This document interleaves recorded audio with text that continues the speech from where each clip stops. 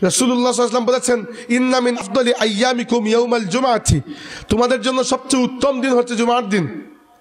এখন জুমার দিনে উত্তমতার একটা নিদর্শন হচ্ছে ওই দিনে এমন একটা সময় আসে যে সময়কে বলা হয় সাআতুল ইস্তিজাবা। এই সময় বান্দা আল্লাহর কাছে যে বিষয়ের জন্য হাত তুলে আল্লাহ এটাকে কবুল করে ফেলেন। ওই সময়টা কখন? রাসূলুল্লাহ সাল্লাল্লাহু আলাইহি ওয়াসাল্লাম খুব বেশি নির্দিষ্ট করে বলেন নাই, তবে ইঙ্গিত দিয়েছেন। এখান থেকে উলামায়ে কেরাম বলেছেন যে দুইটা সময় হওয়ার সম্ভাবনা আছে। বেশিরভাগ সম্ভাবনা হচ্ছে এই দুইটা সময় নিয়ে, বা এই দুইটা সময়ের মধ্যেই এই দোয়া কবুলের মুহূর্তটা আছে। একটা সময় হচ্ছে জুমার নামাজের যখন আজান হয়। শুক্রবারে জুমার আজান হয় কয়টায় আপনাদের এখানে? ধরলাম 12:30টায়, উদাহরণ দিচ্ছি। জুমার নামাজের যখন আজান হয় তখন থেকে শুরু করে ইমাম যখন মিম্বরের উপরে ওঠেন, এর মধ্যখানের যে সময়টুকু, এই সময়টুকু দোয়া কবুলের সময়। এই সময় বান্দা আল্লাহর কাছে যা চাইবে আল্লাহ রাব্বুল আলামিন ফিরিয়ে দেবেন না। তাই ধরেন দোয়া শুরু করলেন আপনি 12:30 থেকে, আর ইমাম সাহেব উদাহরণস্বরূপ মিম্বর থেকে নামছেন 1:15 থেকে, উদাহরণ দিচ্ছি। তো এর মধ্যে তো আরো অনেক কাজ আছে, কিন্তু একটা মুহূর্ত বের করে আপনি একবার কষ্ট করে হাত তুলে দেবেন আল্লাহর কাছে, ইনশাআল্লাহ আল্লাহ রাব্বুল আলামিন সেই হাত ফিরিয়ে দেবেন না। হ্যাঁ, খুতবা যখন চলছে তখন তো খুতবা শুনবেন, ওয়াজিব, তখন দোয়া করবেন না। কিন্তু আরও তো সময় থাকে আজানের পর থেকে। আপনি একেবারে এমন সময় কেন যাবেন যখন ইমাম সাহেব খুতবা অর্ধেক শেষ করে ফেলেছেন? খুতবা শোনা তো ওয়াজিব। এজন্য মনে রাখবেন এই কথা, খুতবার আগ পর্যন্ত, আজানের পর থেকে খুতবার আগ পর্যন্ত কমসে কম আধা ঘন্টা সময় তো পাওয়া যায়। ওই সময় সুন্নত পড়লেন আপনি, অন্যান্য নফল যদি পড়তে হয় পড়লেন, এবং মনে করে একবার না একবার কমপক্ষে আল্লাহর কাছে হাত উঠাবেন। আল্লাহ রাব্বুল আলামিন হাতকে ইনশাআল্লাহ ফিরিয়ে দেবেন না। তবে সত্য হচ্ছে পেটের মধ্যে কোনো হারাম খাবার যেতে পারবে না, মানুষের উপর জুলুম করতে পারবেন না। এই দুইটা কারণে দোয়া ফিরে আসে আল্লাহর কাছ থেকে।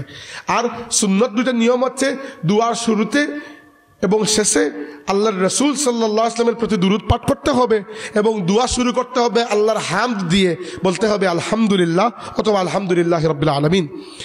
আর শুক্রবারে আরেকটা সময় আছে, কোনো উলামায়ে কেরাম বলেছেন ওই সময়টাতেও দোয়া কবুল হয়।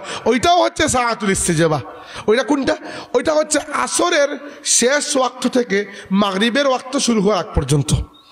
উদাহরণস্বরূপ ধরেন বর্তমানে মাগরিবের আজান হয় কয়টায়?